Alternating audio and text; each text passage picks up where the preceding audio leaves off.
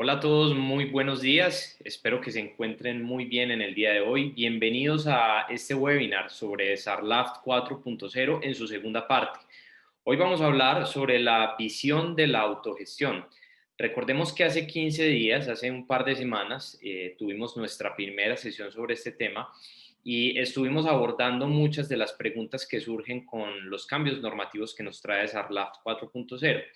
En el día de hoy damos continuidad a esta sesión sobre el tema de SARLAF 4.0 y lo hacemos nuevamente con nuestro especialista en administración del riesgo para la prevención del lavado de activos y financiación del terrorismo, Alexander Devia. Alexander Devia, que es consultor asociado para Cero, es conferencista y capacitador nacional e internacional en temas relacionados con la administración de riesgos anti-LAFT. Es diseñador e implementador de modelos para el cumplimiento de la política antisoborno y anticorrupción FCPA, certificado por Bureau Veritas Business School en gestión del riesgo para la norma ISO 31000 de 2018 y miembro de la Asociación de Especialistas en FIBA como Anti-Money Laundering Certified Associate. No siendo más, quiero darle la bienvenida a Alexander a este espacio. Alexander, muchísimas gracias por acompañarnos. ¿Cómo estás? Muy buenos días, Jorge. Muy buenos días, invitados. Gracias nuevamente por conectar. Estoy muy bien y muy animado en continuar con esta segunda parte, como bien lo has dicho, Jorge. Bueno, Alexander, pues entonces es toda tuya la palabra. Tenemos en estos momentos 64 personas conectadas y subiendo, así que creo que están todos muy ansiosos y deseosos de conocer lo que tienes para compartirnos hoy. Excelente, Jorge. Muchas gracias. Bien, entonces vamos a dar inicio, no sin antes, pues nuevamente agradecer a todos ustedes por su tiempo, por estar aquí nuevamente con nosotros en esta invitación de Cero. Como bien lo mencionaba Jorge, vamos a dar una continuidad de lo que conversamos hace 15 días en estos nuevos cambios que el SARLAF 4.0 nos está llevando a entidades vigiladas y a aquellas que de cierta manera tenemos buenas prácticas para prevenir el lavado de activos y la financiación del terrorismo. La sesión de hoy la denominé la visión de la autogestión y ustedes me van a dar razón seguramente con la forma en que el regulador está buscando que nosotros empecemos a realizar esta labor, esta tarea. Eh, para empezar, bueno, ninguna de las apreciaciones y todo lo que estoy mencionando y lo que mencionaré de aquí en adelante no compromete a ninguna entidad para la cual he trabajado, son precisamente recopilaciones dada la experiencia y el estudio que he hecho sobre la materia en los últimos 17 años que he estado involucrado en temas de prevención de lavado. Bien, nuestra agenda cubre estos 8 puntos. Vamos a comentar sobre esas condiciones particulares que este nuevo alcance, la Super le ha querido dar a todo lo que recomienda eh, la circular SALAF 4.0 y lo que recomienda el punto 24 de la recomendación de Gafi con relación a este aspecto. Hablaremos sobre una forma de hacer una matriz interna para calcular esos tiempos de actualización de clientes, dado que la norma nos está permitiendo ser un poco autocríticos, si se acepta la palabra en este sentido. Vamos a hablar sobre la matriz de riesgo como instrumento de gestión, aclaración sobre esas variables mínimas de segmentación, dado que en esta oportunidad nuestra circular no nos está limitando a un mundo de campos, sino que nos está generalizando eh, puntualmente a temas estadísticos y todo lo que se pueda llegar a calcular. Vamos a hablar sobre ese alcance de manejo de conglomerados. En esta oportunidad también le dieron un punto fuerte a todo lo que tiene que ver con holding financiero y la forma de cómo se puede manejar la información a nivel de conocimiento del cliente, hablando de conglomerados. Estos puntos especiales de ser oficial de cumplimiento y las condiciones, seguramente, dadas las continuas sanciones que en los últimos 3 años la SUPR ha venido imponiendo, al menos aquí en Colombia, por esta deficiencia, de cierta manera, en algunas instituciones de no contar con un oficial preparado en este sentido. Vamos a hablar sobre el alcance que se da también para la actualización de información de nuestros clientes. Y por último, esas reglas especiales de moneda extranjera en cuanto a todo lo nuevo que quiso impregnar nuevamente la norma en este sentido. Empezando entonces a hablar de beneficiario final. Esta circular eh, clarifica todas estas condiciones, puntualizando lo que corresponde a persona jurídica. Eh, Nos lleva al artículo 261 del Código de Comercio, al menos aquí en Colombia, que hace referencia a tres grandes aspectos que quiero destacar acá. Y estos aspectos están dados precisamente a la presunción de subordinación que la misma norma se ha encargado de que busquemos como nosotros obligados, como entidades obligadas, a entender hasta dónde pudiéramos llegar con esta sugerencia. Y las notas explicativas de la recomendación 24 de Gafi nos está llevando a esto, a que para poder entender dónde está ese beneficiario final, dónde está esa persona natural dueña de todo el emporio de cliente que estemos viendo como persona jurídica, nos lleva a que tengamos que entender estas condiciones.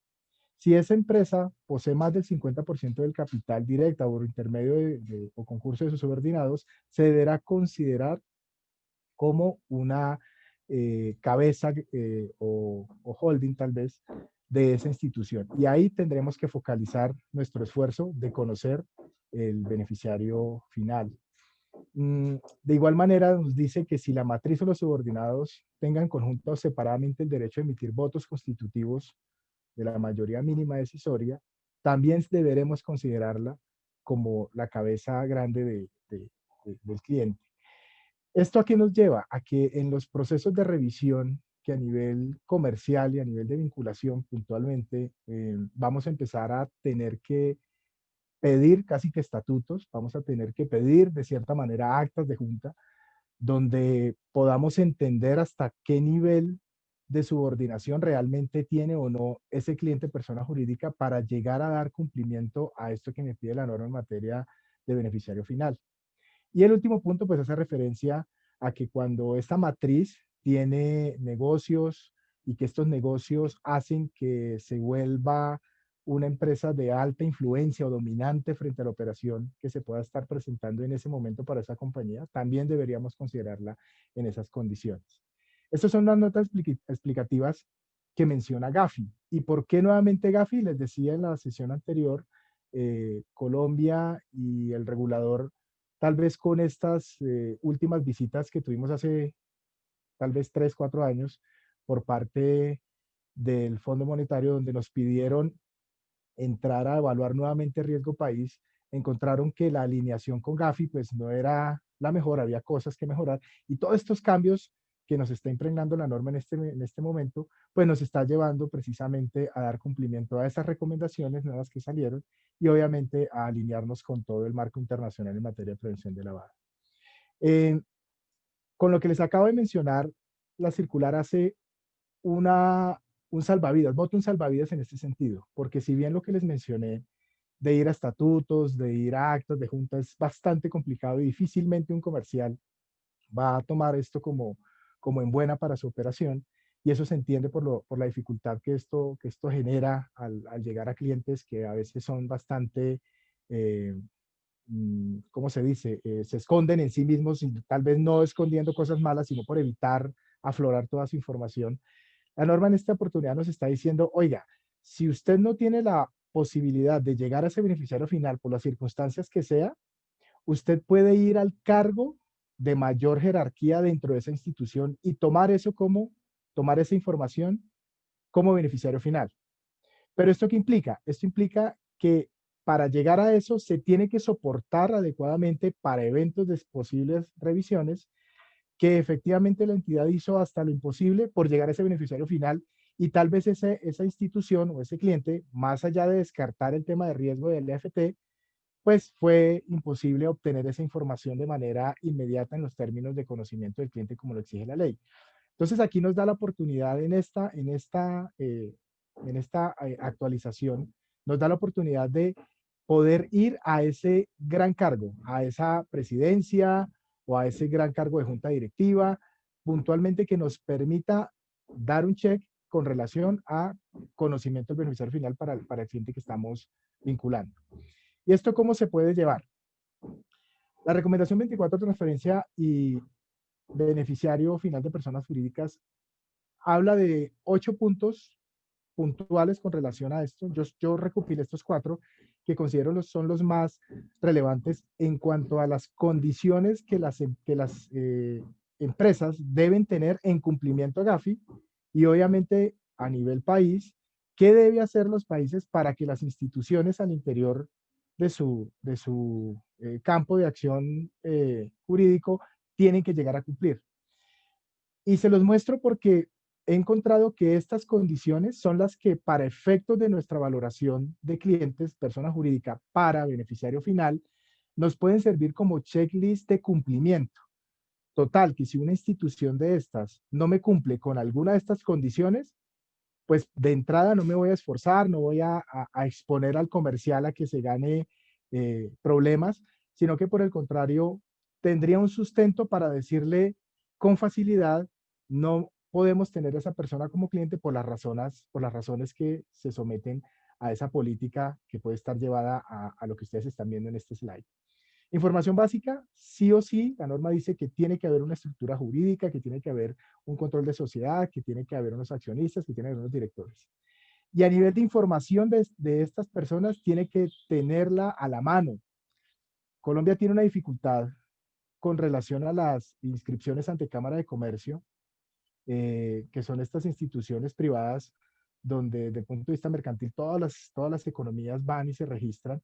Colombia tiene un pequeño lío en ese sentido porque para la Cámara de Comercio, tal vez estos aspectos no son de su total relevancia y cualquiera que demuestre un capital y que tenga cierta músculo financiero puede montar una institución, puede montar una empresa y generar un concepto a nivel de objetivos sociales de esa compañía demasiado extenso, demasiado largo y hablar de un representante, hablar de cierto tipo de información dependiendo del tipo de compañía, pero realmente que este documento nos sirva para identificar oportunamente quién está atrás de esas compañías es la dificultad que hay. A nivel de esta norma, pues como les menciono, la exigencia es que el gobierno debe garantizar que las instituciones cumplan con ello. Y como les decía, si nosotros tomamos estos aspectos como aspectos de control para entender si una institución cumple o no, creo que es lo vital para tener argumentos más sólidos y poder decir, no me interesa como cliente esa institución por más posibles beneficios comerciales que nos pueda llegar a traer. Obstáculos en la transparencia. Esto ha pasado en algunos países y lo menciono puntualmente con estos países donde Gafi los tiene todavía marcados por incumplimiento, por no querer ayudar al tema de transparencia, y es el uso de acciones al portador. Muchos países y Colombia desde hace varios años atrás ha regulado esto con claridad y no se permiten ese tipo de manejos comerciales aquí en Colombia y mucho menos tener pues el uso de acciones nominativas. Pero ¿qué pasa con empresas del exterior? Panamá, Venezuela, Cuba, algunos países donde claramente esta información no es como tan clara. Sigue siendo un problema para nosotros tener ese, clientes que provengan de esas regiones y que no cumplan con este tipo de exigencias. Otras personas jurídicas hace referencia a que al menos todos los tratamientos desde el punto de vista de conocimiento del beneficiario final para empresas mercantiles, se le tiene que dar esa misma claridad a lo que son fundaciones, instituciones limitadas, de acciones limitadas, y los ANSTALs. Estos son un híbrido entre fundaciones y instituciones limitadas. Lo que nos dice acá es que finalmente todo lo que corresponda a empresa jurídica debe sí o sí cumplir con unos mínimos de información clara y transparente para las instituciones. Cuando esto no se da, pues obviamente no deberíamos tenerlo como cliente.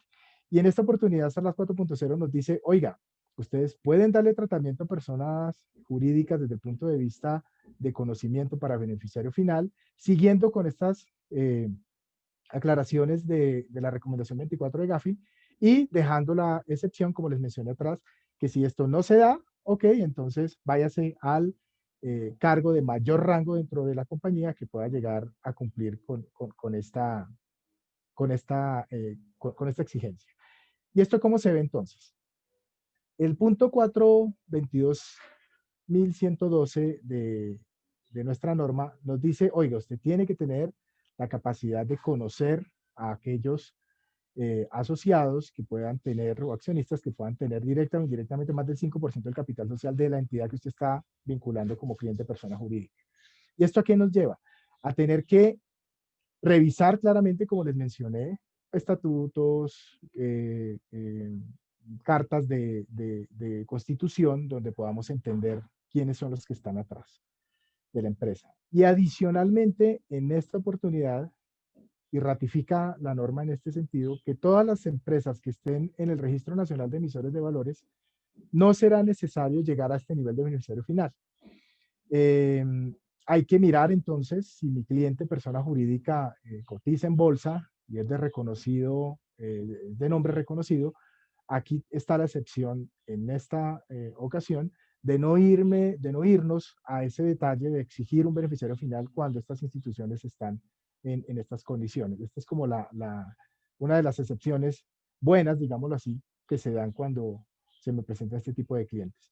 Y las condiciones que les mencioné hace un momento de poder conocer y entender quién es el cargo que yo puedo tomar como beneficiario final cuando pude haber demostrado que fue imposible tomarlo, se debe revisar si este cargo de alto rango en esta institución tiene estas condiciones, que designa, que puede tener derecho a emitir votos, que pueda tener decisión de acuerdos financieros, que disponga del uso, disfrute y beneficios de las actividades propias de la entidad, que ejerza de otra forma de control. Estos 5 puntos que ustedes están leyendo acá son esos aspectos que sí o sí, si no puedo llegar al beneficiario final por las condiciones normales, me voy al gran cargo de esa institución y revisaremos, tendremos que revisar si estos cargos de alto nivel cuentan con estas asignaciones para poder demostrar en el evento de una revisión que no me fui al beneficiario final por las condiciones X, sino que me fui a la cabeza mayor como cargo de la institución porque cumplió con estas condiciones que ustedes están observando acá. Bien, esto en cuanto a beneficiario final. Ahora, pasemos a otro mundo, tiene que ver con el alcance que nos está dando la norma en relación con los tiempos que yo puedo tomar para actualizar la información de mis clientes. Resulta que hasta antes de esta actualización nos decían que nosotros, instituciones financieras obligadas, teníamos que tener como mínimo la información de nuestros clientes por lo menos actualizada con tiempo de un año, ¿cierto? No había excepción, no había ningún tipo de condición especial para no hacerlo. Cuando se daban este tipo de cosas, pues las revisiones inclusive internas que hace la auditoría, que puede hacer una revisoría fiscal, se iban al detalle de la letra y decían, ah, es que usted tiene este cliente con más de, no sé, 3 años y usted nunca lo ha actualizado, tome su sanción, tome su llamado de atención. En esta oportunidad, entonces, la norma nos dice, oiga, ustedes pueden tener un análisis de riesgo y este esquema que les voy a mostrar acá es parte de lo que los invito a que pueden llevar como proceso de autogestión para llevar en una matriz la información de qué clientes podrían actualizar o no y justificar para este tipo de cosas, revisiones de auditoría interna, revisiones de revisoría, inclusive del regulador, que usted sí cuenta con el suficiente conocimiento y soporte analítico de la información de sus clientes para decir que tienen más de X tiempo de no actualizado por las razones que les voy a contar acá. En esta oportunidad, Norma dice que usted tiene como mínimo hasta 3 años para actualizar la información de sus clientes basado en un análisis de riesgo. Y es el argumento que les estoy presentando. Hay que llegar a un nivel, a unos niveles de severidad. Estos niveles de severidad, pues básicamente se tienen que unir a la condición que hoy día trabajamos en materia de matrices de riesgo, donde hay unos niveles, ¿cierto? Que es impacto por frecuencia, estos son los niveles de severidad, y esta calificación les puede servir como base para ustedes argumentar la calificación de riesgo de sus clientes, analizando adicionalmente que, por ejemplo, el porcentaje de operaciones que tiene X cliente con relación a su nicho de mercado, con relación a la totalidad de clientes, el número de productos que pueda llegar a tener, la antigüedad de la empresa, la información financiera en cuanto a su composición frente a su segmento y frente a todo su grupo económico. Estos son aspectos, y estos son algunos, no son todos, que les pueden ayudar a ustedes a definir cuál es el nivel de riesgo para actualización, no el nivel de riesgo puntual del cliente en materia transaccional. Seguramente habrá algunos de los puntos que sumará, pero realmente esto que los estoy invitando a que lleven es hacer una creación de una matriz que les permita, para efectos de actualización de clientes, soportar que clientes tienen la capacidad de durar hasta inclusive los 3 años de no actualizarlo. Ese es el tope máximo. Ya hablar que tengo un cliente de bajo riesgo y que lleva 5 años sin actualizar, realmente allá sí, aunque no lo especifica la norma, pero por lógica se entendería que hasta allá no debería yo llegar y sustentar una acción que debía haber hecho y no hice, en términos de la lógica de la información que puedo tener con actualizar la información de los clientes debidamente. Hay que valorar todo lo que corresponde a la zona de influencia, la forma como operan nuestros clientes, todos estos canales de acción deben de tener un argumento de riesgo, deben de tener una calificación de riesgo que los lleve a ustedes a computar si ese cliente está sumando para que yo lo actualice rápidamente o no.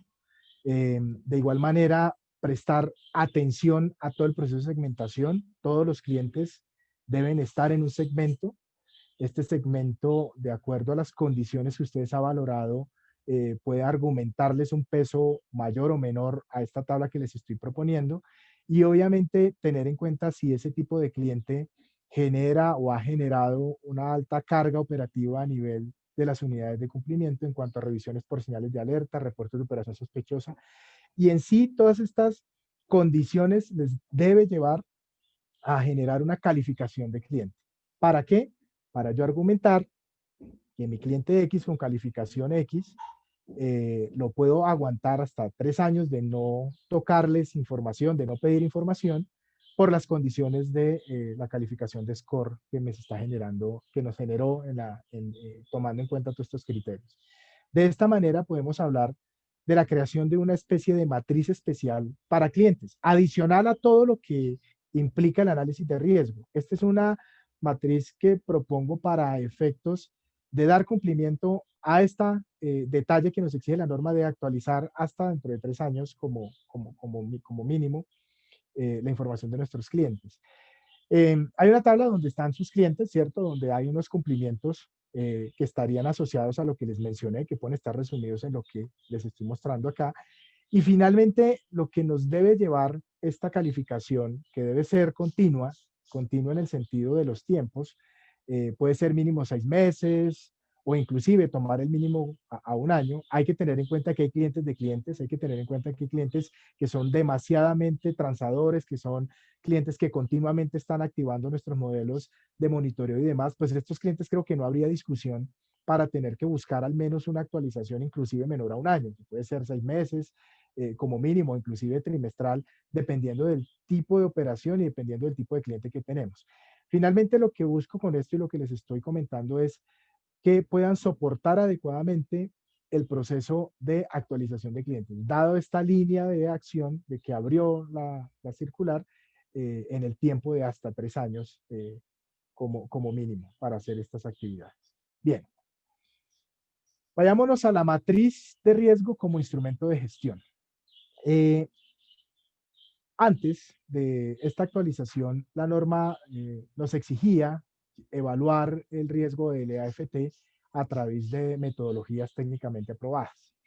Estas metodologías pues estaban mencionadas a nivel de recomendación por parte de la norma anterior, donde nos decían ustedes deben procurar hacer un análisis de riesgo, etcétera, etcétera. En esta oportunidad, la norma hace un especial énfasis en lo que corresponde a matriz de riesgo y nos lo pone como un punto dentro de los instrumentos de conocimiento del cliente, dentro de los instrumentos del SARLAF.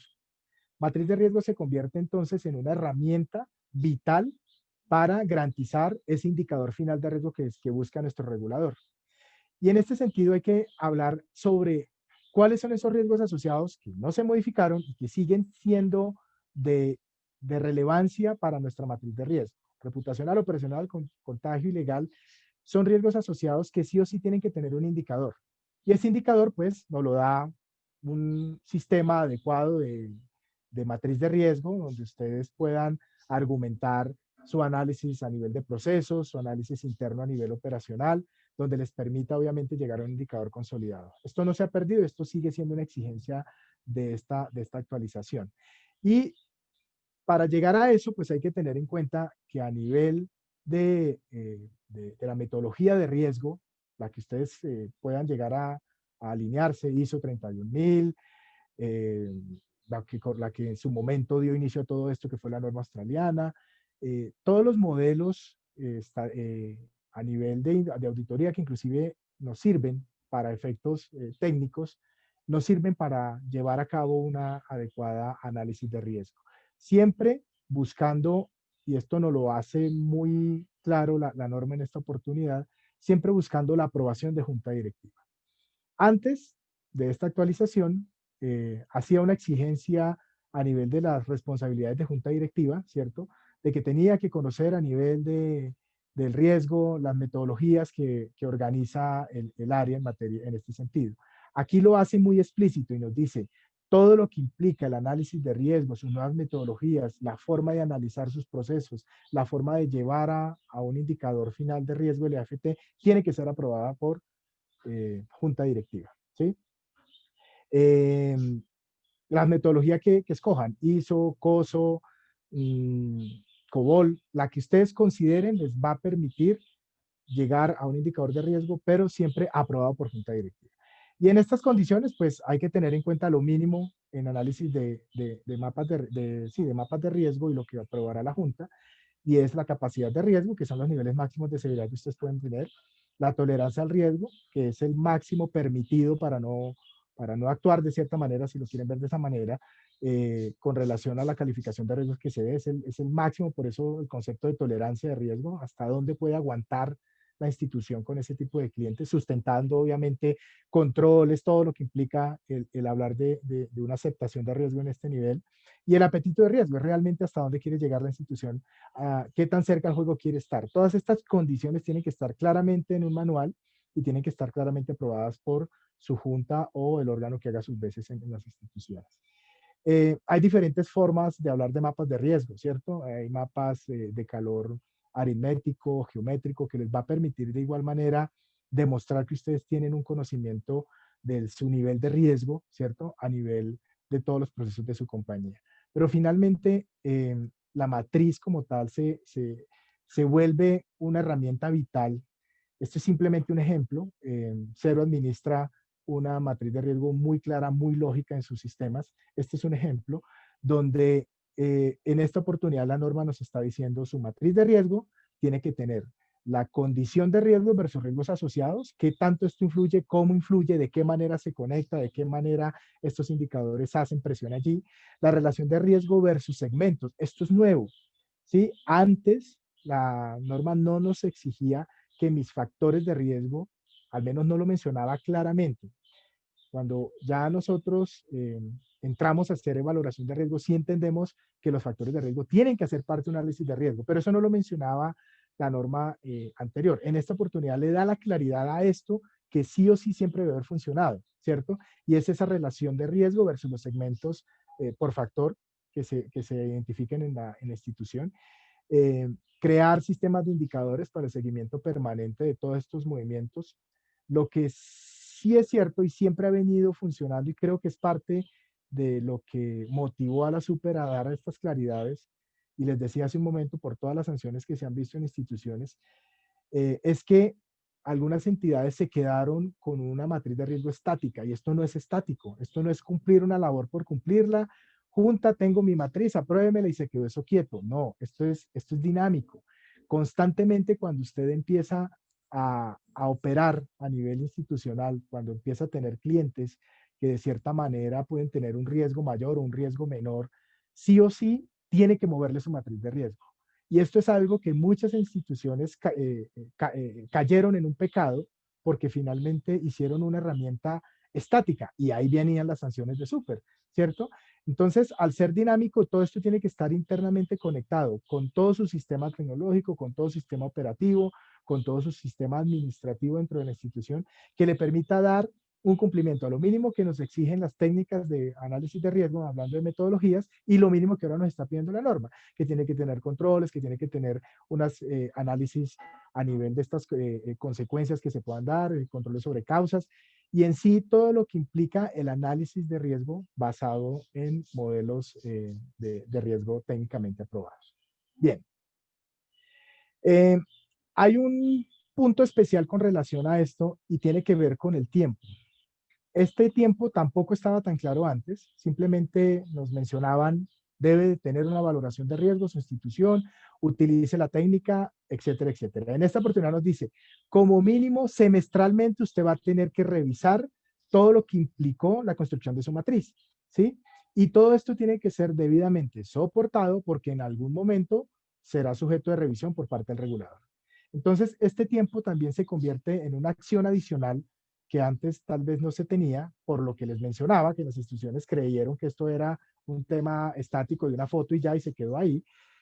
Ahora la norma nos está diciendo semestralmente, usted va a tener que demostrar si eso realmente se le quedó quieto, las razones del por qué, o realmente por qué sigue siendo dinámico y por qué tiene que seguir siendo dinámico. Hay que demostrarlo con una periodicidad mínima semestral y esto tiene que ser parte de los manuales y de los procesos internos que ustedes tengan en su institución. Bien, vayamos entonces al mundo de la segmentación. ¿Cuáles son esas variables mínimas que se contemplaban? Eh, Antes de esta actualización, la norma sí nos exigía o nos daba unos mínimos. Nos decía, mire, ustedes en cuanto a clientes tienen que tener en cuenta esto, en cuanto al factor producto mínimo, estos aspectos, de igual manera para jurisdicciones, de igual manera para canales. En esta oportunidad no se metió con eso, pero sí se metió en decirnos, oiga, lo que ustedes encuentran aquí en negrilla son esos aspectos nuevos que se incluyeron en esta actualización. Entonces nos dice que debemos segmentar como mínimo cada factor de riesgo. Ese como mínimo no existía. Hablaba de segmentar factores de riesgo. Por eso algunas instituciones caían tal vez en el error de decir yo argumento todo mi proceso de segmentación con clientes porque es que resulta que el cliente lo toca un canal, al cliente lo toca una jurisdicción, al cliente lo toca un producto, entonces pues yo justifico mi tarea de segmentación con clientes. No, aquí por eso la norma les dice como mínimo cada factor de riesgo, porque cada factor de riesgo tiene una connotación diferente en cuanto al análisis de grupo, en cuanto al análisis de la acción del factor canales, del factor jurisdicción, del factor cliente, del factor productos, como un mundo aparte, digámoslo así, del cliente. Esto suena filosófico porque entendemos que pues, mi cliente pasa por todas estas acciones, pero sí o sí aquí hay que argumentar de la forma como nos lo exige un método técnicamente aprobado, estadísticamente aprobado, que yo puedo segmentar la información de canales de una manera, segmentar la información de jurisdicción de una manera similar o diferente y así para cada uno de los factores de riesgo. Por eso fue enfático la norma en esta actualización. Y dice que se debe asegurar cada variable que se argumente en cada uno de estos factores, precisamente con ese fin, con el fin de que no se pierda la lógica de que usted está argumentando su proceso de segmentación por factor de riesgo. Aquí vienen discusiones de expertos estadísticos sobre qué es lo mejor, si segmentar por factor o segmentar toda su base y luego revisar cuál es el factor de riesgo relevante para hablar de una señal de alerta puntual, porque finalmente ese es el fin, y eso lo vamos a ver ahora, ese es el fin o el objetivo, perdón, de la segmentación, y es llegar a detectar operaciones inusuales. Bien, nos dice que debemos contemplar variables que que deben ser recolectadas en el proceso de vinculación. Esto fue lo que borró de cierta manera lo que antes nos decía que por clientes debería tener como mínimo actividad económica, información financiera, etcétera, etcétera, que por canales, naturaleza, que por jurisdicción, zona de influencia, etcétera, etcétera. Eso lo quitó y en esta oportunidad nos dice, usted debe contemplar para su proceso de segmentación todas las variables que usted recolecte. Y allá mirará usted, de acuerdo a su análisis, cuál le sirve y cuál no. Pero entonces aquí abre un mundo, abre una línea de operación extensa que ustedes, analistas o expertos en temas de prevención, deberán empezar a argumentar para acomodarlo a su proceso de segmentación. Y hace una excepción de cierta manera, bueno, aunque esta la venía haciendo con antelación, pero aquí la quiero recordar, y es que esta información de segmentación se debe dar acorde al tipo de operación, acorde al tipo de producto. Eh, y esto pensando, por ejemplo, en productos o instituciones que se dedican única y exclusivamente a cierta línea de operación, productos de bajo monto, particularmente donde obviamente no hay una obtención de información extensa como sí lo podemos hacer con algún tipo de producto de crédito, etcétera.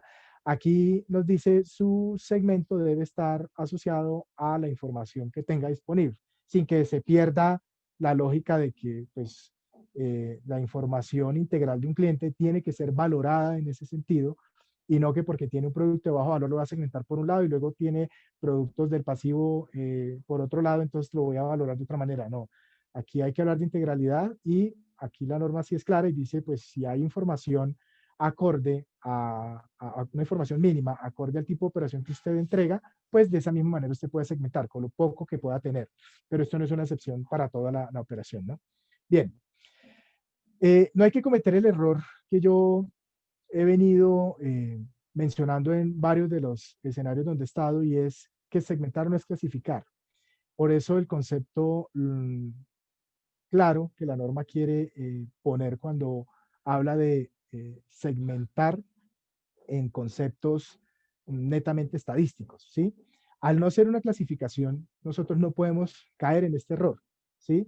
De entrada, empezar a darle unos niveles de unos argumentos de peso a la información de mis clientes y pensar que de la forma como después se acomode ese final, ese segmento. No, aquí el pecado, y ese ha sido de varias instituciones donde pude haber conocido el proceso como se venía manejando, el pecado es eh, no tener las capacidades estadísticas libres que nos permitan, estadísticamente hablando, entender el comportamiento de los datos, ¿sí? Entonces, ojo con esto, no hay que caer en este error, hay que entrar realmente a hacer un proceso de detalle donde, como bien lo menciona el concepto de la norma, que es permitir agrupar o tener el entendimiento de mis datos de manera homogénea, pero heterogénea entre ellos. ¿Y esto hacia dónde nos lleva? Hacia los factores mínimos de riesgo que nos menciona la norma, clientes, productos, canales, jurisdicción, y nos da una aplicación de conexión con el análisis de riesgo. Y esto lo hablamos en la sesión anterior, donde cada valoración de cada uno de estos factores de riesgo, tanto para efectos de análisis de riesgo como para efectos de análisis de segmentación, se tienen que tener en cuenta el contexto interno y el contexto externo. ¿Esto a qué nos lleva? A que tenemos que entrar a cualificar de manera cuantitativa condiciones externas que no eran medibles antes y que aquí los voy a tener que medir para efectos de darle un valor especial a mi proceso de segmentación por factor de riesgo. ¿Sí? Eh, Esto es lo complejo y de cierta manera de lo nuevo que nos está exigiendo la norma, porque nos está pidiendo que combinemos acciones cualitativas con acciones cuantitativas, que es todo lo estadístico, todo lo medible, pero aquí nos está diciendo, ojo con el contexto externo y el contexto externo que les va a permitir darle argumentos a su valoración de segmentación, de segmentos. Y obviamente, pues ratifica que toda la identificación de riesgos basado en factores de riesgo, pues tiene que ser acorde a las variables que usted ha determinado y no puntualmente a las que antes nos mencionaban como mínimos. Digamos que partimos de un hecho que esos mínimos que nos mencionaban antes, pues son lógicos y deben seguir siendo parte de mi proceso, pero aquí también nos está diciendo, argumente de una mejor manera la información de sus clientes, que pueda haber más información que le pueda asegurar un análisis mayor del riesgo que pueda estar valorándose al momento de darle, al momento de entrar a valorar la información de sus clientes por factor de riesgo y por segmento. Y esto es, como les decía, pues argumentar de cierta manera que yo como institución detecté operaciones inusuales basado en mi segmento, basado en ese análisis del comportamiento estadístico de mis clientes, del comportamiento estadístico y valorado desde el punto de vista de contexto interno y contexto externo. Eso es lo especial en esta materia. Y quiero, para seguir ratificando y dándole esa diferenciación a lo que les mencionaba, que esto no es clasificar, hay unos principios estadísticos donde básicamente lo que nos lleva es a entender que mi base de clientes, ¿sí? Y esto también está en línea con lo dinámico que les mencioné hace un momento, eh, son procesos aleatorios, ¿sí? La estadística finalmente me lleva a no descifrar ese resultado que posiblemente pueda yo querer tener, sino el propio comportamiento de los datos es el que me va a permitir entender cómo está mi base y de qué manera voy a argumentar los riesgos de acuerdo al segmento y de acuerdo a la forma como se comportó cada grupo. Y en este orden, el fundamento estadístico pues habla de eventos determinísticos, de eventos aleatorios, ¿cierto? Cuando se conoce o cuando se desconoce la operación, el resultado final, pero finalmente es entrar a darle ese cumplimiento a lo mínimo que nos exige el concepto de segmentación, ¿sí? Que son grupos homogéneos, pero heterogéneos entre ellos. Estos son algunos de los mm, argumentos técnicos que ustedes pueden llegar a utilizar: distribución normal, binomial, Poisson, K-medias, eh, modelos dietápicos. O sea, existe una gran diversificación de formas de analizar datos que finalmente, de acuerdo al comportamiento y al tipo de clientes que ustedes tengan, pues de esa misma manera podrá acomodar a aquellos o podrá quedarse con aquellos que les parezca, les da el mejor resultado en materia de análisis. Eh, por ejemplo, un K-medias lo que hace es entrar a sacar unos clientes raros, digámoslo así, los que no están metidos dentro de una lógica, dentro de un grupo puntual, y son a los que ustedes pueden llegar a señalar como inusuales, como raros. Y esto es lo estadístico, por eso lo que les decía, esto no es clasificatorio, esto es netamente estadístico, ¿sí? Ahora, hay que saber argumentar estas cosas, porque también existe aún el error de algunas instituciones de creer que el tema mm, clasificatorio puede ayudar a un modelo de segmentación. Y esto es el error, como les decía, que hay que evitar darle como oportunidad al regulador que venga y nos llame la atención por eso. En el mundo de la segmentación, en la cantidad de variables que nos abre esta oportunidad a circular, nos va a permitir entender cuáles son esos aspectos a los cuales yo voy a llegar, ¿sí? Entender esos aspectos que antes tal vez no los visualizaba porque no me era exigible, pero ahora sí me son exigibles, ¿cierto? Y es determinar la naturaleza de la operación, poder segmentar por la naturaleza del tipo de producto, todo lo que implique modificación a nivel de información básica del cliente me puede servir. Vuelvo y les insisto, depende del tipo de producto y del alcance que tenga su línea de operación, ¿sí? Seguros, créditos, operaciones en moneda extranjera, operaciones en moneda local, todo lo que implique el análisis y que les argumente la forma como operan como operan nuestros sistemas. De ahí podemos argumentar la información que nos va a ayudar a hacer un proceso de segmentación robusto que de cara a esto que nos está exigiendo el regulador, podamos llegar a cumplir, ¿cierto? Y en sí, pues obviamente toda la información que pueda ser calculada, les decía hace un momento, nos están llevando un poco a darle calificación a datos cualitativos. Pues bueno, si es calculable, lo podemos llevar a un modelo como estos y argumentar el robustecimiento de mi proceso de segmentación. Bien, Jorge, ¿me ayudas con la siguiente encuesta? Con todo lo que hemos venido hablando, la aplicación del score de riesgo para ciertos procesos de conocimiento del cliente, de esta manera entonces debe influenciar notoriamente los procesos de segmentación. ¿Ustedes están de acuerdo en que sí y de manera directa influyen? Definitivamente no debe influir, o sí, pero influirán de manera proporcional.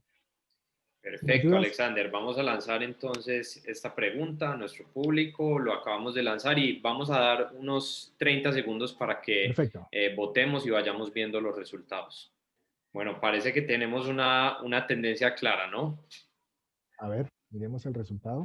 Bueno, vamos a finalizar y tenemos sí de manera directa con un 68%, 50 votos, no, 3 votos, 4%, y sí, pero proporcionalmente con 21 votos, 28%. Parece que hay ahí dos opiniones encontradas entre la primera y la tercera opción.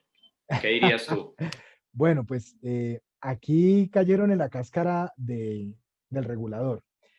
Les venía diciendo que el score de riesgo dirigido, de cierta manera, cuando llegamos nosotros a dar una clasificación antes de entrar al proceso de segmentación natural del proceso estadístico, es el error típico que entramos a conocer. Entonces, realmente la aplicación de un score de riesgo a nivel de conocimiento del cliente no debe influenciar para nada el proceso de segmentación. El proceso de segmentación es natural. El proceso de segmentación debe ser puro en sí por su lógica estadística que debe tener, ¿sí?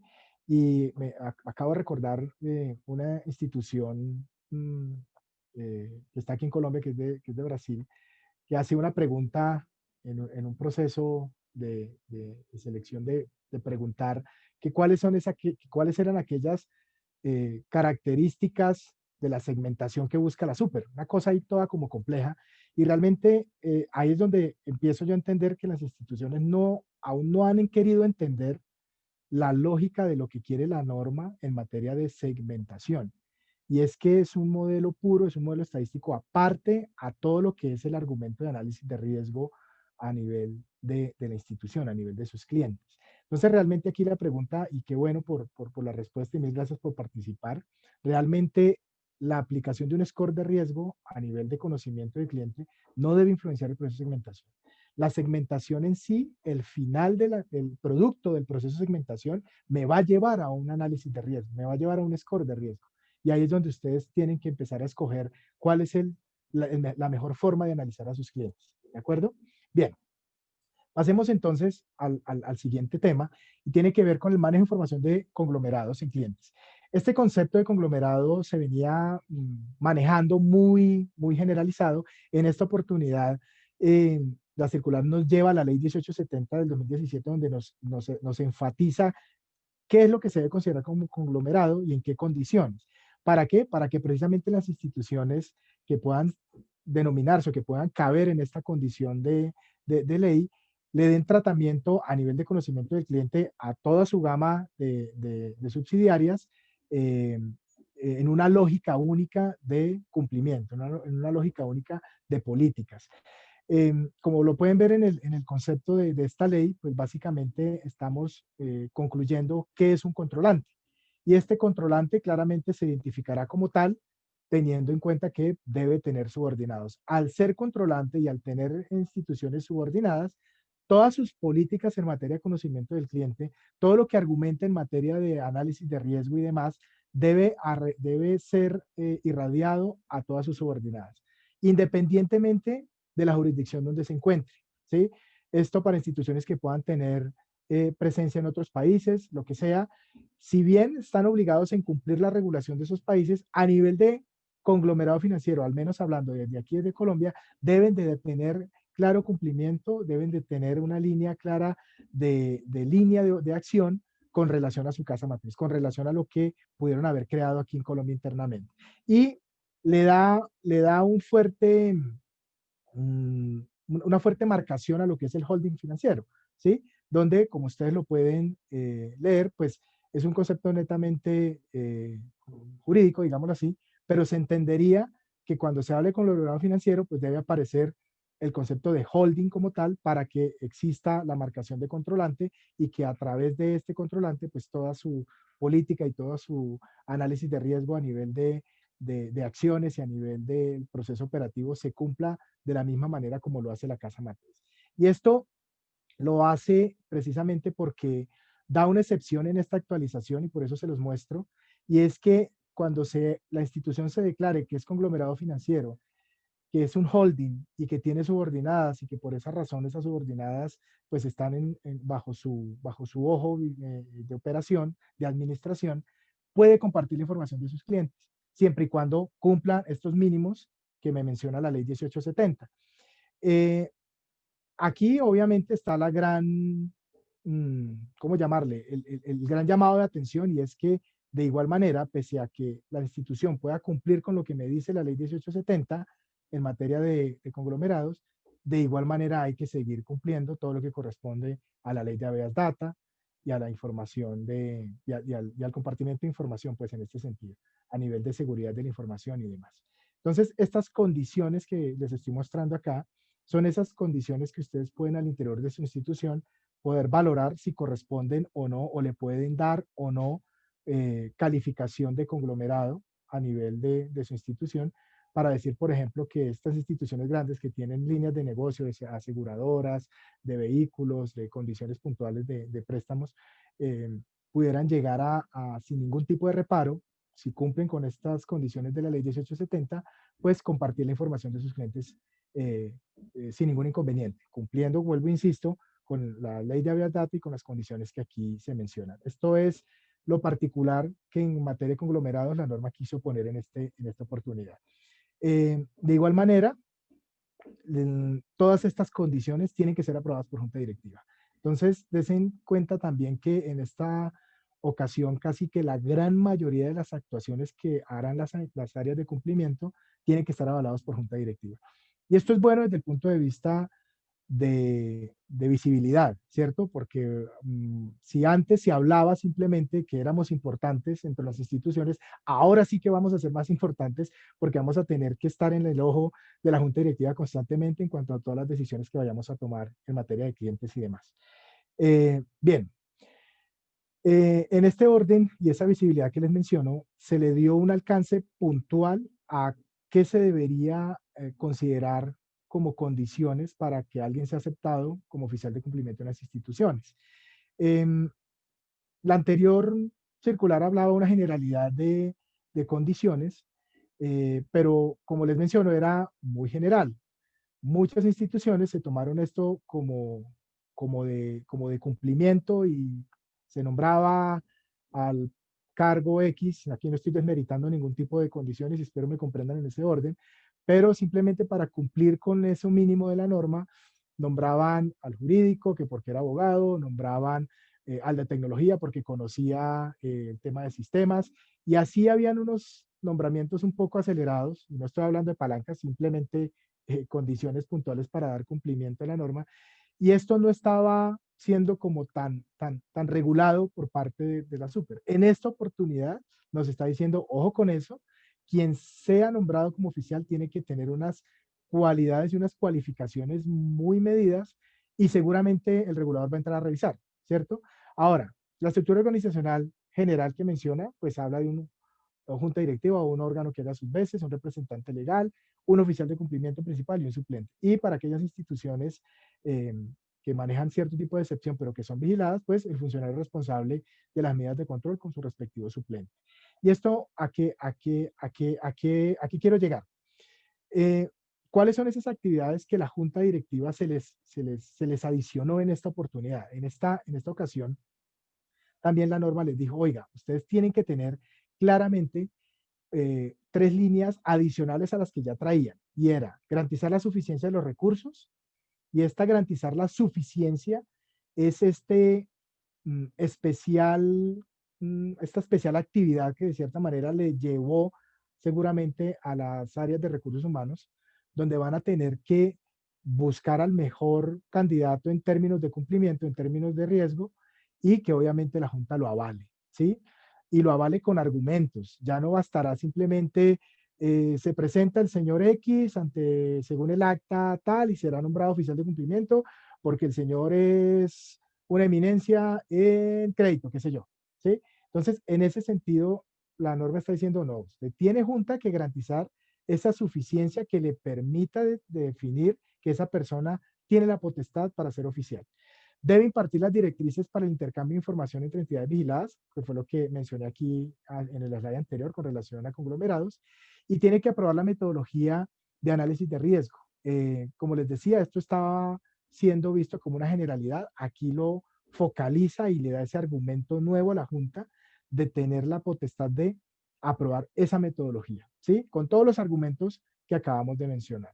Ahora, ¿cuáles son esas acciones puntuales para el oficial de cumplimiento? Eh, Antes de la actualización, inclusive desde el nacimiento del SARLAF como tal, se hablaba de un mínimo de conocimiento de 120 horas por parte de certificadas por una institución avalada por el ICFES. En esta oportunidad la norma dice no, tiene que tener como mínimo 150 horas a través de diferentes condiciones, especializaciones, cursos, diplomados y seminarios, incluyendo los posibles programas de capacitación que puede entregar la Unidad de Información y Análisis Financiero. Pero no puede argumentarse que la persona se dedicó única y exclusivamente a los cursos de la OIAF y con eso cumplió los 150. Esa es la excepción que está mencionando la norma aquí, donde dice que sin limitarse a lo que ofrece la OIAF de cierta manera. Entonces, tiene que dar cumplimiento a 150 horas de conocimiento. Adicionalmente tiene que acreditar título profesional, eso no estaba antes. Seguramente encontraron en todas las revisiones y que originó multas en algunas oportunidades, argumentos para pensar que las personas que habían sido delegadas con esta responsabilidad pues no tenían ni la capacidad profesional ni la capacidad de conocimiento para ejercer la labor, para tenerla. Entonces esto también es un hit, yo lo veo de esa manera, que son cambios crecientes que nos va a permitir o les va a permitir realmente a las instituciones posesionar a las personas que realmente tienen la condición para hacerlo y no al recomendado o cualquier otra persona que de pronto puede deteriorar lo que se está haciendo bien al interior de las instituciones. Y demostrar con relaciones a administración de riesgo, que esto es vital también, y de cierta manera, cierra como esa brecha con relación a que no cualquier persona, seguramente sí, estamos para aprender y todos podemos tener la capacidad de aprendizaje, pero tratándose de temas tan delicados como esto, tiene que haber una persona experta en la materia que pueda llegar a llevar en buena forma todo lo que es el objetivo de cumplimiento de prevención de lavado. Bien, ¿qué más tenemos acá? Hay una exclusividad de actividades y este es un punto particular que también quiso poner la norma antes de todo esto, cuando nació FATCA, cuando salió CRS, eh, inclusive algunas instituciones pequeñas en tamaño, por la operación que puedan tener, le daban responsabilidades de liquidez, de mercado, de SARO. Ahora la norma está diciendo, listo, ustedes tienen que nombrar un oficial, pero tiene que ser exclusivo para las actividades de prevención de lavado. Si no es exclusivo, ¿cierto? Usted tiene que garantizar que a nivel de conflictos de interés, esa persona está claramente medida y sabe hasta dónde puede llegar en cierta toma de decisiones. Y volvemos a lo que les mencionaba anteriormente. Tiene que ser aprobado por junta directiva. Entonces, aquí ya el hecho de que el oficial de cumplimiento se convierta en ese foco donde todo giraba alrededor de él, donde todas las actividades de cumplimiento, todas las actividades que tenían que ver con superintendencia le eran implicadas, ahora ya no. Ahora estamos hablando de una exclusividad de actividades. También creería yo que con esto los cargos políticos que se nombraban en algunas instituciones como oficial de cumplimiento tenderían a desaparecer porque realmente ya la exclusividad en materia de prevención de lavado debe ser de las personas expertas y no, como les decía, de nombrar a cualquier otra persona simplemente por darle ese cumplimiento a la ley.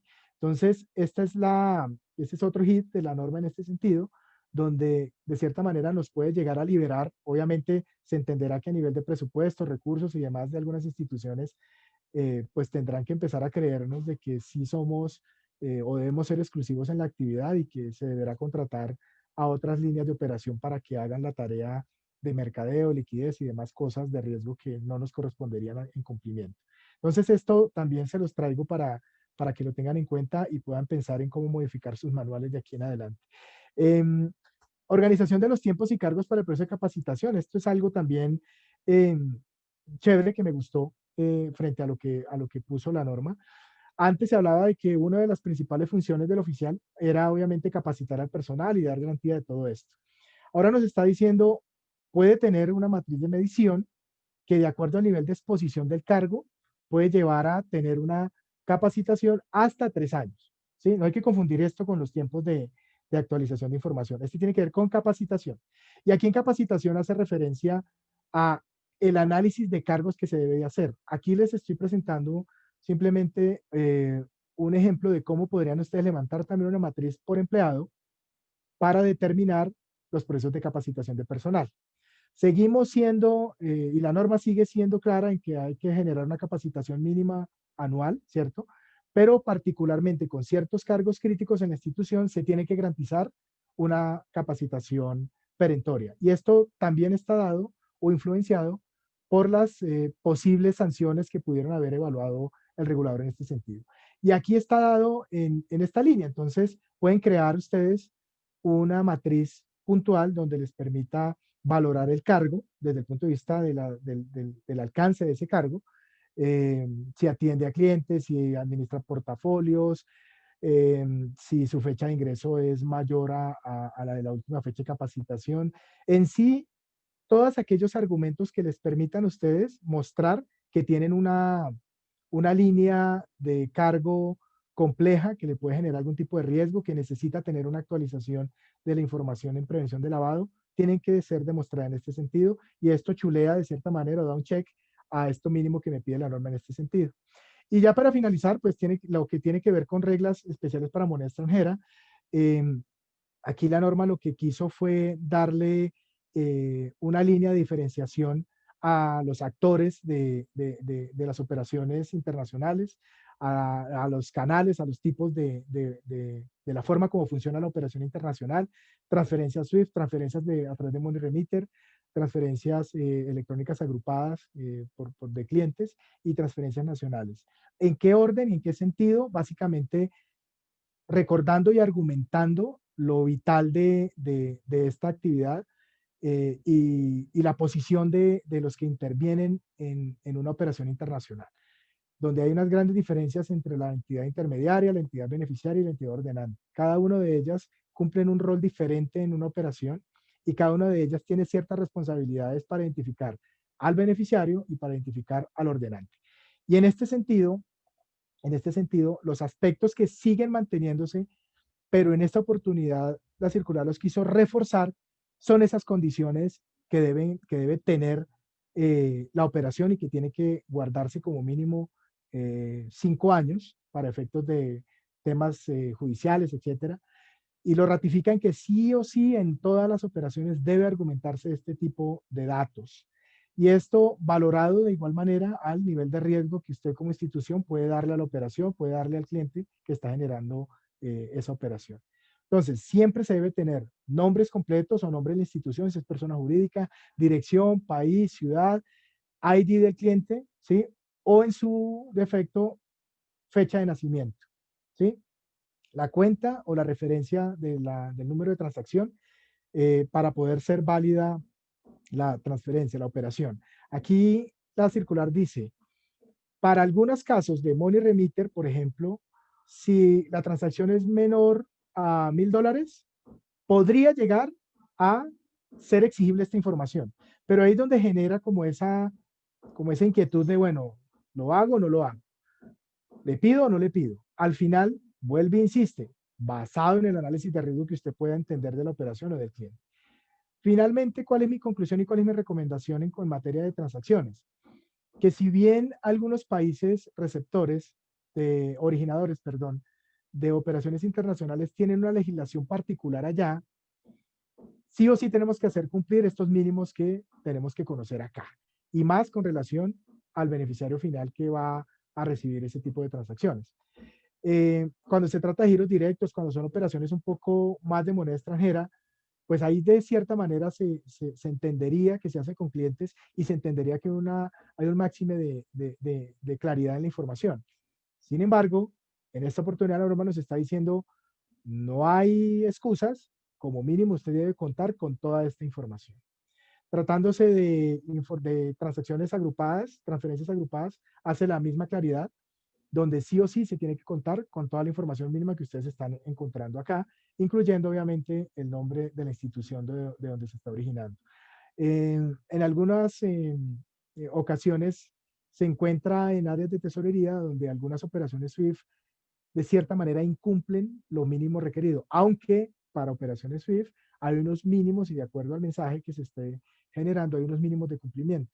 Sin embargo, hay algunas instituciones que por el sistema retrógrado que puedan llegar a tener, cierta información no viaja, cierta información se detiene. Si usted institución o si usted, perdón, empleado responsable de cumplimiento hace parte de una institución de estas, vamos a tener que soportarle al área de tesorería, a las áreas de moneda internacional, que independientemente de las excusas técnicas que puedan llegar a tener, se tienen que cumplir con estos mínimos. O si no, vamos a tener consecuencias a nivel de sanciones. Y finalmente, pues todo esto está en una contrarreloj, pues, en la que nos pone la super, porque finalmente todo esto nos lleva a que toda operación, toda transacción que se genere, independientemente del canal, tiene que ser rastreable. Y para que sea rastreable, pues obviamente tiene que tener un número de transacción lógico.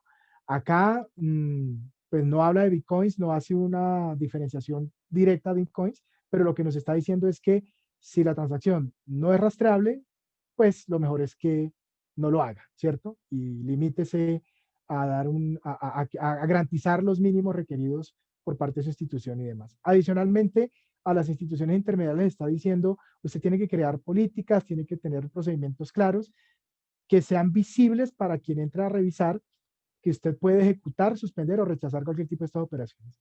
Si usted no cuenta con esas condiciones, con esas políticas, pues usted no se podría considerar como una entidad intermediaria. Entonces, como el cuento coloquial, no se mete en camisas de once varas, ¿cierto? Ahora, si usted es una entidad beneficiaria y no cuenta con datos suficientes del ordenante y beneficiario, le dice, puede realizar un monitoreo posterior en tiempo real siempre y cuando no se eleven los niveles de riesgo que usted midió para ese cliente o para esa operación puntualmente. Entonces, em, pues ratifica lo que mencionábamos al inicio de, bueno, pero casi le embarro porque les doy la respuesta, lo que tiene que ver con para qué está hecho este SARLAT 4.0. Jorge, ayúdame con esta última. En Bueno, este orden, lanzamos. en este orden y todo lo que hemos hablado, el SARLAT 4.0 debe verse como un sistema autogestionable, sigue siendo estático o es flexible. Ok, bueno, estos son los resultados que Listo. tenemos. Ahí Excelente. está. Tenemos 13 rezagados, pero muy bien. Definitivamente. Y creo que ha sido eh, satisfactorio lo que estoy viendo acá con todo lo que hemos venido conversando, porque realmente esto es autogestionable. Todo lo que hemos conversado, todo lo mínimo que me está exigiendo el regulador que haga, básicamente nos está tirando la pelota, llamémoslo así coloquialmente, nos está diciendo, ustedes instituciones obligadas, ustedes instituciones responsables de cumplimiento, tienen que autogestionar su riesgo. Y esa autogestión de riesgo son todas aquellas herramientas que usted pueda echar mano que le permitan precisamente demostrar que usted está haciendo la tarea con esos mínimos que me está exigiendo la norma. Es un gran salto, es un gran reto para lo nuevo que se viene para las instituciones. Recuerde que esto es de un tema de un año, para septiembre del próximo año en teoría ya debería estar funcionando todas estas nuevas adiciones. Lo veo un poco, eh, digamos que en nivel de tiempo corto, pero realmente es posible, se pueden argumentar, hay que modificar manuales, hay que modificar procedimientos, hay que volver a sentar a las áreas comerciales, hay que volver a sentar a los señores miembros de junta directiva para que entiendan el alcance y la importancia que las áreas de cumplimiento tienen al interior de sus instituciones. Y esto finalmente es posible pues con la ayuda del área de tecnología, con la ayuda del área de operaciones, que siempre están de la mano y que siempre son pues los aliados en materia de cumplimiento en todo lo que se nos viene. Jorge, esto era lo que tenía para hoy. Nuevamente, pues gracias por la invitación. Espero realmente todo lo que conversamos les sea de nueva implementación, de nuevas herramientas que puedan usar para crear y fortalecer lo que actualmente tienen en sus instituciones. Bueno, muchas gracias, Alexander, y gracias a todos por participar. Tenemos algunas preguntas que creo que son muy interesantes y te invito a que revisemos algunas de ellas, ¿te parece? Claro, claro que sí. Bueno, la primera es de nuestro asistente Andrés y dice, al no estar obligado con la documentación de riesgos en la matriz de riesgos, ¿es suficiente como buena práctica? Bueno, habría que entender, Andrés, de qué institución podría estar lanzando la pregunta, en qué sentido. Porque finalmente, al menos aquí en Colombia, y creo que eso lo está haciendo también ya varios países latinos de Latinoamérica, están llevando al mundo de prevención de lavado al sector real, al sector no financiero. Y en este sentido también se están emulando, y lo digo para Colombia, Super Sociedades, que es una hermana de la Superintendencia Financiera, inventó el SARC-LAF, varios economías establecidas en Colombia, el sector solidario, el sector salud, el sector de vehículos, el sector de notariados, han venido creando a la luz del sistema de prevención de lavado de activos de las entidades financieras un modelo similar, no tan exigente, pero sí similar, para dar cumplimiento a todo lo que tiene que ver con prevención de lavado. Si su institución cuenta con clientes, proveedores, tiene la facultad de interactuar con externos, yo te diría que sí, un modelo de prevención a nivel de análisis de matrices de riesgo es una buena práctica y les va a permitir, de cierta manera, argumentarle a sus terceros que son una empresa comprometida con temas de prevención. Bueno, tenemos una de Narda Valentín que dice, trabajo en una inmobiliaria familiar y como estructura somos tres gerentes y dos asistentes. ¿Cómo se puede generar en la estructura el tener un oficial de cumplimiento si ninguna tiene conocimiento específico? Bueno, ahí viene la recomendación de Super, donde hace referencia a las entidades no vigiladas exceptuadas, ¿sí? Perdón, a entidades vigiladas exceptuadas. Eh, y hace mención a un funcionario responsable de conceptos de prevención de lavado. En, hace que, uf, desde que nació la norma en el 2007-2008, siempre se recomendó no terciarizar la labor de cumplimiento. Sí o sí, al interior de su institución debe haber un funcionario o debe ser nombrado un funcionario responsable y entrar a capacitarse con unos mínimos de conocimiento en materia de prevención. Para ese modelo de negocio, que son las inmobiliarias, básicamente la interacción está con proveedores, la interacción está con clientes a nivel de sus arrendatarios y adicionalmente la relación de detectar operaciones sospechosas para el reporte y capacitar y de pronto entrar a, bueno, hacer unas valoraciones puntuales con el modelo de operación. Realmente son 5 líneas máximo de análisis que debería tener y yo te diría que debería ser nombrado una persona diferente al gerente, porque finalmente el gerente se convertiría como un responsable ante la revisoría o ante el cargo, ante sí, ante el auditor. Bueno, ustedes tienen revisoría dependiendo del monto de sus activos, pero finalmente tienen que dar cuentas de que hay una validación dual de las actividades de prevención al interior de su institución. Entonces, diferentes gerentes sí se podría nombrar al funcionario responsable que se capacite en esas líneas de acción que son, digamos, un tanto operativas. Hay algo de análisis, pero digamos que son más de cumplimiento y podría llegar a dar cumplimiento a esto mínimo que pide la norma. Entonces, pese a que son pocos, sí debería haber alguien debajo del gerente que haga estas actividades y que haga Ay, reporte, obviamente. gracias, Alexander. Hay una pregunta muy común que creo que tú tocas siempre en tus exposiciones, que es sobre el rol del oficial de cumplimiento y algo que he visto mucho en nuestros webinars es dudas sobre si el oficial de cumplimiento puede realizar otras funciones o únicamente debe ser oficial de cumplimiento. Nos lo pregunta Dora Vidal. Bien, Dora, con esta actualización, la norma está diciendo no puede, pero hace la excepción. Dice, usted, entidad financiera, debe dar exclusividad al oficial de cumplimiento, debe entregarle todas las herramientas al oficial de cumplimiento para que cumpla lo mínimo que pide la norma. Sin embargo, si por las condiciones a nivel de presupuesto, condiciones particulares de la compañía, ese oficial tiene otro tipo de actividades, usted tiene que argumentar desde el punto de vista de conflictos de interés cuál es la línea máxima de acción de ese oficial de cumplimiento. ¿Sí? Entonces, digamos que de entrada, la norma le está diciendo no puede tener otro tipo de actividades, pero está generando una condición de excepción en la creación y argumentación que tiene que ser aprobado por junta sobre esas condiciones adicionales que pueda llegar a tener como actividades. Y conflicto de interés básicamente no es que no pueda ejercerla, digamos que si existe unas condiciones claras, y esto es otra matriz de análisis sobre hasta qué nivel puede llegar el oficial, por ejemplo, cuando también de ser oficial es el encargado de FATCA, por ejemplo, ¿sí?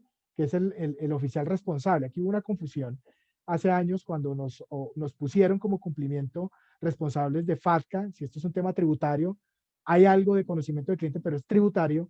Digamos que ahí, por ejemplo, hay que dejar claro hasta qué nivel operativo y de decisión el oficial de cumplimiento puede llegar a intervenir con las acciones de FATCA o puede llegar a intervenir con las acciones de seguridad de la información, por ejemplo, que en algunas instituciones el oficial también tiene ese rol. Entonces, hay que dejar un documento claro de conflictos de interés, de todas las condiciones hasta donde puede llegar el oficial y esto ser aprobado por junta. En esas condiciones, digamos que podría operar. Hoy día hay muchas instituciones que teniendo un oficial responsable o un oficial de cumplimiento, tienen otras actividades, no tienen nada argumentado en ese sentido. Lo que la norma está diciendo ahora es argumentelo para que pueda seguir funcionando de esa manera. Si no lo logra argumentar y no está aprobado, pues tendrá que dividir esas actividades y dejar exclusividad al oficial. Súper. Seguimos. Hay una pregunta que encontramos recurrentemente también y que nos han escrito algunas personas a través del chat interno, que es sobre la diferencia entre hacer y cumplir con estas nuevas obligaciones normativas haciendo uso de la herramienta de Excel versus hacer uso de una herramienta de gestión como puede ser Cero. Me gustaría que explicaras un poco cuál puede ser la diferencia y qué beneficios tiene hacerlo en una herramienta como Cero versus hacerlo en Excel. Bien, yo particularmente soy fanático de Excel, me encanta, pero mira, voy a responder conforme a lo que ha venido generando la super a nivel de sanciones, cuando para ellos hay unas condiciones o garantías mejor de seguridad, de manejo de la información, de daños a la institución, que otorga una herramienta de Office a una herramienta especializada. Mm, Hay formas de sustentar ante el regulador que posiblemente el resultado puede llegar, nunca va a ser igual, pero puede llegar a generar un cumplimiento del mismo objetivo. Pero realmente la Super siempre ha sido muy quisquillosa y realmente en este sentido le hallo la razón, porque cuando tú manejas una tabla de cálculo, el nivel de seguridad no es el mismo, no tiene protocolos internos de seguridad, el manejo de la información a nivel de bases de datos es mínima y casi que se incumpliría esos tres grandes argumentos de la ley 52 acerca de información, de continuidad de la información, donde hace referencia a que los datos tienen que ser seguros, que los datos tienen que ser, permitir la integralidad y que los datos tienen que ser de cierta manera, que no permitan pues la manipulación fácil de terceros. Entonces, yo sí te recomendaría empezar a hacer gestiones a nivel presupuestal para que se busque una herramienta que cumpla con estas condiciones de integralidad, seguridad que exige la norma. El Excel es bueno, pero para la super a no ser de que tengan una operación muy pequeña, y esto muy pequeña les estoy diciendo menos de, no sé, 1000 registros, podrían llegar a sustentar algo similar, pero de lo contrario realmente no es una buena práctica, no es una buena práctica. Bueno, vamos con la última pregunta, nos la hace Mónica Botello y nos dice, en la empresa que trabajo tenemos el proceso de segmentación. Sin embargo, no sé cómo puedo identificar o establecer las señales de alerta independiente de este proceso. A partir de la segmentación y sus variables, se establece una calificación y al darle esa calificación identificamos estas señales. ¿Está mal? Bueno, eh, está en controversia, está en contravía de la primera pregunta, de la primera encuesta que hicimos. Ah, no, de la segunda, no, sí, de la primera pregunta. El score de riesgo que usted le puede dar a sus clientes no debe inferir en la segmentación, porque la segmentación en sí genera un score de riesgo. La segmentación en sí le va a permitir medir cuál es el riesgo de sus clientes, porque en la segmentación es donde le va a permitir visualizar dónde están las señales de alerta, dónde están las operaciones inusuales. Cuando usted integra, por ejemplo, solo por poner un ejemplo, un nivel de riesgo para efectos de actualización de clientes, como el modelo que les mostré, el ejemplo, y usted argumenta que la calificación de riesgo por las condiciones que evaluaron allí de esos clientes le da un indicador X, y ese indicador va a ser parte del análisis de su proceso de segmentación como una variable dependiente, claramente usted está forzando al modelo a tomar una indicación cuyo resultado no es lo puramente aprobado por los conceptos estadísticos ni por el propio concepto de segmentación. Entonces, no podría decirte que está mal, habría que entrar a revisar puntualmente porque pues, se pueden hacer algunos cambios internos, pero lo que sí es cierto es que tú no puedes tomar como variable un indicador de riesgo externo y obligar a un proceso de segmentación a que lo tome como variable para que nuevamente genere una valoración de riesgo adicional. Eso es incorrecto. Es como cobrar intereses sobre intereses, como para que me puedan entender mejor. Entonces, habría que valorarlo, pero realmente no es lo ideal. Bueno, pues muchas gracias, Alexander. La verdad, muchas gracias a los 100 participantes que tuvimos permanentemente conectados. Como siempre y es habitual, recibimos muchos correos después de estos webinars donde nos piden las memorias, la grabación y pues, por supuesto, me encantaría avisarles que una semana después de esta sesión vamos a estar compartiendo tanto la grabación como las memorias de la presentación. En general, creo que hemos tenido dos sesiones muy interesantes. Repito, las personas que no hayan podido ingresar a la primera sesión sobre StarLab 4.0, los invito a que visiten www.riesgocero.com. Hay una sección de webinars en el menú donde podrán acceder tanto a la grabación de este webinar como del webinar pasado. Muchas gracias, Alexander, por acompañarnos y gracias a todos nuestros asistentes. Jorge, a ti por la invitación y de verdad muy complacido por todas estas personas que nos han venido acompañando. Y bueno, siempre atentos en los que les pueda servir. Que tengan un resto de semana feliz y hasta una próxima. Muchas gracias. Igualmente, hasta luego.